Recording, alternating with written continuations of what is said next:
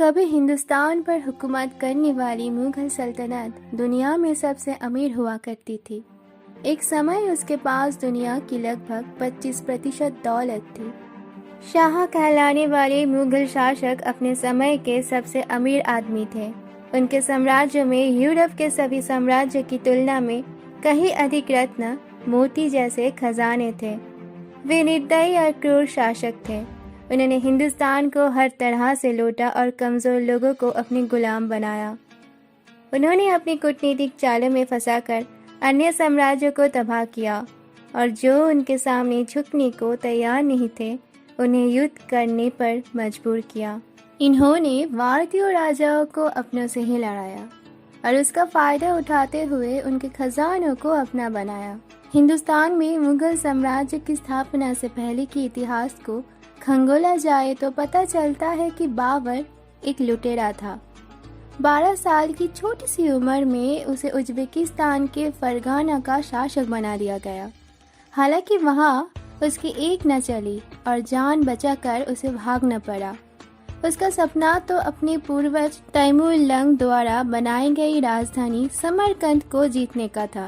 उसने हिंदुस्तान के बारे में कई बार सुना था। ऐसे में थक हार कर उसने दक्षिण की ओर रुख कर लिया। बाबर अगर फरगना में ही रहता तो कब का अपनों के हाथों ही मारा जा चुका होता।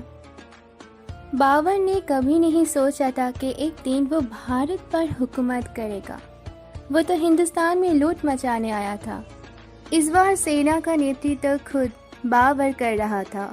उसने पहले लाहौर, सरहिंद जीता और फिर पानीपत के मैदान में 20 अप्रैल 1926 को उसकी वीरांत दिल्ली के सुल्तान इब्राहिम लोदी से हुई।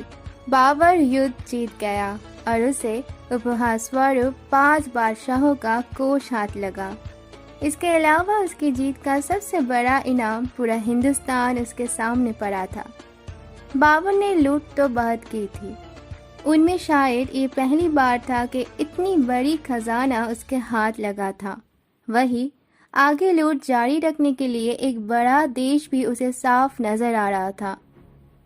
उसने सुल्तान इब्राहिम के खजाने में से रत्न, मानिक, मोती, गोमेद, हीरा, पन्ना, फिरोजा, पुखराज और लहसनिया से भरी एक सोने की रिकावी, असरफियों से भरी 2 सीप की थालियाँ, 2 थाल शाहरुख की और हर प्रकार की 9 से 9 वस्तुओं अपने बड़ों, बहनों, बेगमों, नातेदार और संतानों वे हरम वालियों में बंटवा दिए। बहरहाल इब्राहिम लोदी के ऊपर जीत के साथ ही हिंदुस्तान में मुगल साम्राज्य की स्थापना हो गई। भारत में भले बाबर को वो सम्मान नहीं मिला जो उनके पोते अकबर को मिला था, लेकिन उज़्बेकिस्तान में बाबर को वही दर्जा हासिल है जो भारत में अकबर को है। उनकी किताब के कई शब्द भारत में आम तौर से प्रचलित है। मैदान शब्द का भारत में पहली बार इस्तेमाल बाबरनामा में देखने को मिला। प्रोफेसर हरवंश मुखिया कहते हैं कि आज भी भारत में बोली जाने वाली भाषाओं में तुर्की और फारसी शब्दों का प्रयोग आम है। उन्होंने 1930 से 1940 में राज करने वाले एक मराठी हाकिम का उदाहरण देते हुए कहा, उसने अपनी भाषा में उर्दू और फारसी शब्दों से पाक करने के लिए एक फरमान जारी किया। उनके एक सलाहकार ने कहा कि हुजूर, फरमान समेत आपके फरमान में इस्तेमाल किए गए 40% शब्द फारसी और उर्दू के हैं। प्रोफेसर मुखिया के अनुसार तुर्क भाषा में कविता लिखने वाली 2 बड़ी हस्तियां गुजरी। उनमें से एक बाबर थे। बाबर की कठोरता की मिसालें मिलती हैं, लेकिन उनकी मृदुलता के भी कई उदाहरण हैं। एक बार वे जंग की तैयारी में लगे थे कि किसी ने उन्हें एक खरबूज पेश किया। बाबर खुशी के मारे रो पड़े, क्योंकि सालों से उन्होंने खरबूजे की शक्ल नहीं देखी थी।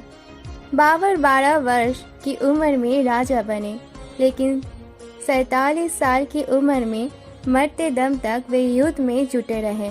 इसके बावजूद बाबर ने पारिवारिक जिम्मेदारियां निभाई। उनकी जिंदगी पर माँ और नानी का गहरा असर था, जिन्हें वे बेइंतहा प्यार करते थे। वे अपनी बड़ी बहन के लिए एक आदर्श भाई थे। मुगल बादशाह हुमायूं बाबर के सबसे बड़े बेटे थे। उनके लिए बाबर एक समर्पित पिता थे। हुमायूं एक बार बहुत बीमार पड़ गए। बाबर ने बीमार हुमायूं के जिस्म के 3 गर्दिश किए और खुद से दुआ मांगी कि उनके बेटे को स्वस्थ कर दे और उसकी जगह पर उनकी जान ले ले।